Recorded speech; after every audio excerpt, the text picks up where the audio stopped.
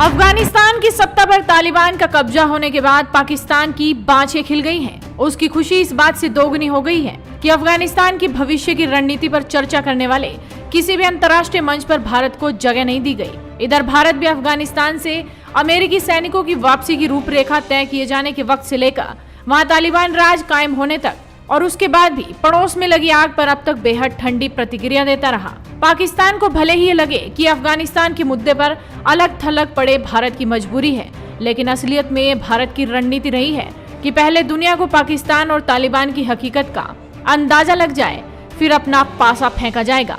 और आज वो वक्त आ ही गया। राजधानी दिल्ली में रूस, ईरान और मध्य पूर्व के 5 देशों के रक्षा प्रतिनिधि भारत के राष्ट्रीय सुरक्षा सलाहकार अजीत डोभाल के साथ अफगानिस्तान के मुद्दे पर महामंथन कर रहे हैं। दरअसल अजीत डोभाल वो शख्सियत हैं जिन्हें पाकिस्तान मामले का विशेषज्ञ माना जाता है। वो वहां अंडरकवर एजेंट के रूप में 7 साल रह चुके हैं। यही वजह है कि न केवल भारतीय प्रधानमंत्री नरेंद्र मोदी बल्कि आज की बैठक में हिस्सा लेने वाले देशों ने भी अफगान समस्या का हल ढूंढने में अजीत डोभाल के नेतृत्व को स्वीकार किया। पाकिस्तान अपने लिए डोभाल को कितना बड़ा खतरा मानता है, इसका अंदाजा इस बात से लगाया जा सकता है कि वो डोभाल की हत्या करवाने तक की साजिश रचता रहा है। फिलहाल आज अफगानिस्तान की स्थिति को सुधारने को लेकर एनएसए अजीत डोभाल की अध्यक्षता में बैठक आयोजित की गई। नई दिल्ली में आयोजित इस बैठक में रूस और ईरान सहित 7 देशों ने भाग लिया था। इन 7 देशों में रूस और ईरान के अलावा तजाकिस्तान, किर्गिस्तान, कजाकिस्तान, उज्बेकिस्तान और तुर्कमेनिस्तान शामिल थे। सभी देशों के सुरक्षा अधिकारी भारत के सुर में सुर मिलाते हुए नजर आए और अफगानिस्तान को मदद करने पर हामी भरी। बैठक की अध्यक्षता करते हुए डोभाल ने कहा, हम सब आज अफगानिस्तान से संबंधित मुद्दों पर बात करने के लिए इकट्ठा हुए हैं। हम सब अफगानिस्तान में हो रही घटनाओं को गौर से देख रहे हैं। अफगानिस्तान के लोगों के लिए ही नहीं बल्कि उसके पड़ोसी देशों और क्षेत्र के लिए भी इसके महत्वपूर्ण निहितार्थ हैं। उन्होंने आगे कहा कि मुझे विश्वास है कि हमारे विचार विमर्श